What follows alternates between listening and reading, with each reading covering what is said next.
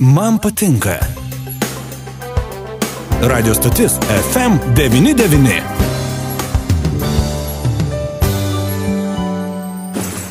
Krepšinis grįžta namo.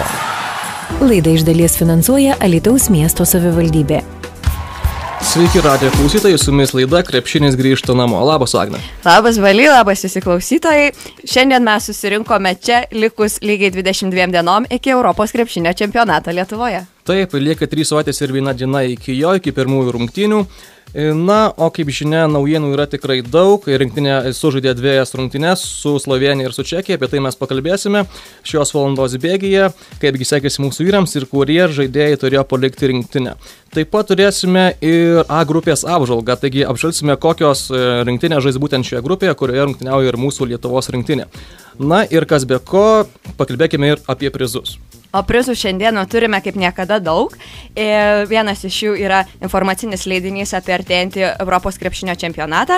Taip pat pakvietimas 2 asmenims į kino seansą Pabaisa Alytaus Dainavos kino teatre. Ir šiandieną norime pradžiuginti savo klausytojus Druskininkuose. Mes turime 2 pakvietimus į kino filmą, kai sutiksi Aukštą tamsiaplaukį Druskininkų teatro festivalyje Grand Spa Lietuva konferencijų salėje. Bet iš pradžių norime pradžiuginti alytiškius ir pirmas klausimas jiems. Kiek žaidėjų turės dar išeiti iš Lietuvos rinktinės? A variantas 2, B variantas 0 ir C variantas 1. Skambinkite studijos telefonu 77711, Alytaus kodas 8315. Taip, aš dar noriu tik pridėti, kad taip pat galėsime klausytis jūsų nuomonių apie čempionatą, o mes turime klausytoją, taip? Labadiena. Sveiki. Koks jūsų vardas? Tadas. Aidas? Tadas. Taigi, koks jūsų atsakymo variantas? 2 žaidėjai. 2 žaidėjai. Taip, tai yra teisingas variantas. Ir Adai, sakykite, ką manote apie Kemzūros sprendimą šį kartą iš rinktinės pašalinti tuos 3 žaidėjus - Motiejūną, Seibutį ir Gecevičių? Negaliu komentuoti, nežinau. Aišku, gerai. Taigi, Adai, prašome jūs paskambinti po laidos ir tada susitarsime, kaip atsimti prizą, gerai? Ačiū. Taigi, kol kas šiam kartui tiek, nuo dabar klausime, ką manote jūsgi apie šį artėjantį krepšinio čempionatą Lietuvoje. Taigi, mes esame Top Sport kontoroje ir čia matome, jūs užsiminėjate statymus, ar ne? Tik stebėtojas aš. Ar laukiate artėjančio krepšinio čempionato? Tai be abejo. Ir galbūt žinote, kuri grupė žais Alytuje? Tikriausiai B, ar ne? Ne, C. Žais C. O komandos kokios? Daug Balkanų. Taip. Kaip vertinate mūsų šansus rinktinės pasirodyti šiemet? Žais finale. Kaip manote dėl tų traumų, ar trūks Kleizos, Mačiulio ir kas juos pakeis? Kleizos aišku truks, o kas pakeis pamatysim. Ar šitoks labai geras pasirodymas jaunimo įkvėps mūsų vyrus čempionate, kad mes dabar negalėsime nusileisti, jaunimas laimėjo, reikia ir mums. Parodys laikas viską. Kaip manote, iš tos jaunimo rinktinės ar kažkas jau šią vasarą bus toj rinktiniai vyrų ar ne pagrindiniai? Manau, Jonas Valančiūdas.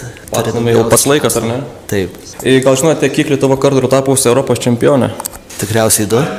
Ne 1 ir ne 2, daugiau. 3. Švedijoje atsimėt buvo čempionatas tada. Žiūrėjot pats, stebėjot? Stebėjau. O šiemet rungtynės stebėsite prie televizoriaus ar galbūt eisite į arenas?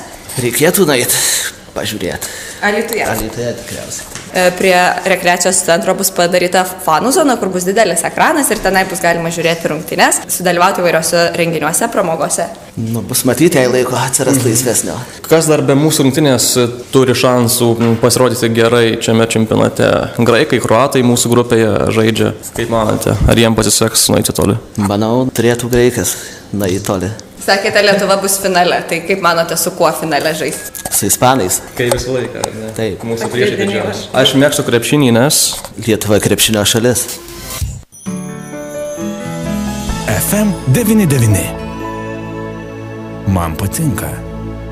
Taigi mes grįžtame pas jūs ir šį kartą norime trumpai papasakoti, kokios naujienos yra rinktinės stovykloje. Praėjusią savaitę nacionalinė vyrų krepšinio rinktinė pirmą kartą išmėgino jėgas ant parketo. Ketvirtadienį naujoje Klaipėdos arenoje vykusiose varžybose mūsų vyrams teko pripažinti Slovėnijos nacionalinės komandos pranašumą. Nors rungtynių metu lietuviams buvo pavykę įsiveržti į priekį ne 10 taškų skirtumų, varžybų pabaigoje švieslentėje skaičiai rodė ne mūsiškiams palankų rezultatą 70-72. Šio susitikimo didvyrių slovėnai gali laikyti Jaką Lakovičių, kuris ne tik pelnė 19 taškų, bet ir buvo ta žaidėjas, kuris paskutinėmis sekundėmis, esant lygiosiomis, į Lietuvos krepšį įmetė metimą, nulėmusi susitikimo baigtį. Lietuviams daugiausia taškų pelnė Dariušas Lavrinovičius – 15. Į rinktinę po pertraukos sugrįžęs Darius Songaila įmetė 10 taškų ir atkovojo 6 kamuolius, Mantas Kalnietis pelnė 9, Robertas Jevtokas, Rimantas Kaukėnas ir Martynas Pocius po 7, Kšištofas Lavrinovičius 6, Tomas Delininkaitis ir Mindaugas Lukauskis po 4, Donatas Motejūnas 2 taškus, Šarūnas Jasikevičius, Martynas Gecevičius, Paulius Jankūnas ir Marijonas Petravičius bei Jonas Valančiūnas rungtynėms registruoti nebuvo. Na, antro pasirodymo aikštelėje su jauduliu laukia ne tik sirgaliai, bet ir visi kandidatai į rinktinę. Po sutikimo su Čekija paaiškėjo 3 pavardės tų žaidėjų, kurie vis dėlto nebus rinktinės sąraše. Džiugu, jog ir buvo įtampa, tačiau šį sykį iš arenos vyrai išėjo su pergale. Šiuose rungtynėse rinktinė be šių žaidėjų Manto Kalniečio, Rimo brolių, taip pat be rinktinės senbuvio Roberto Jeftoko. Bet tie, kurie pasirodė aikštelėje, taip pat stengiasi iš paskutiniųjų. Po pertraukos rinktinę sugrįžęs Marijonas Petravičius pelnė 12 taškų, Motejūnas ir Šarūnas po 11, Pocius 7, Martynas ir Tomas Delininkaitis po 6, Sibutis 5, Songaila ir Simas Isaitis po 4, Paulius Jankūnas 2. Buvo geriausias žmogus tas vienas, jo vardas yra Jonas Valančiūnas. Pirmą kartą jis su vyrų rinktinė pasirodė, šis žmogus triuškino čekų gynybą ir pelnė net 26 taškus. Atkovojo taip pat 10 kamuolių. Nors laimėti ir smagu, verta nepamiršti, kad draugiškų rungtynių svarbiausi tikslai yra mokymasis iš savo klaidų ir pačių tinkamiausių žaidėjų atrinkimas į galutinę sudėtį. Po rungtynių su Čekija Lietuvos rinktinės treneris Kęstutis Kemzūra paskelbė, kad šiemet rinktiniai visgi neatsiras vietos Donatui Motejūnui, Renaldui Seibučiui ir Martynui Gecevičiui. Užtrukome neįprastai ilgai, visada sunku priimti tokį sprendimą.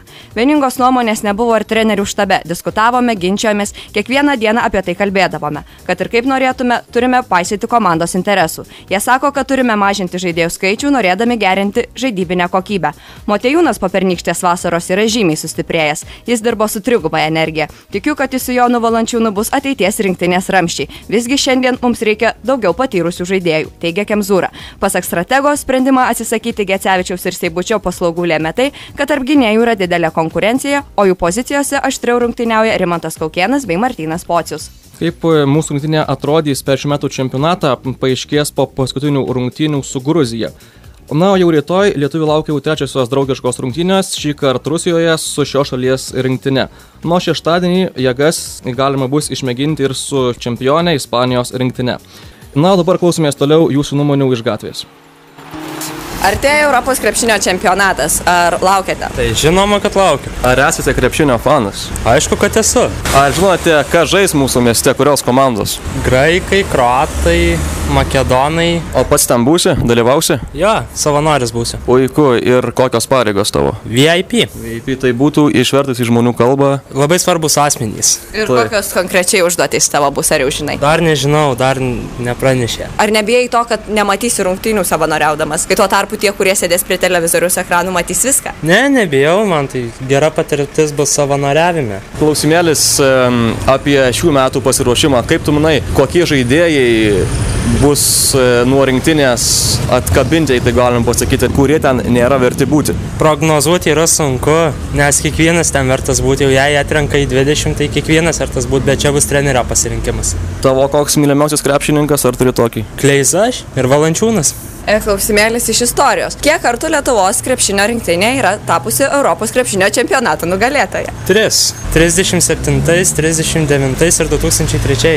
Man patinka krepšinis, nes tai mano gyvenimo būdas. Krepšinis grįžta namo.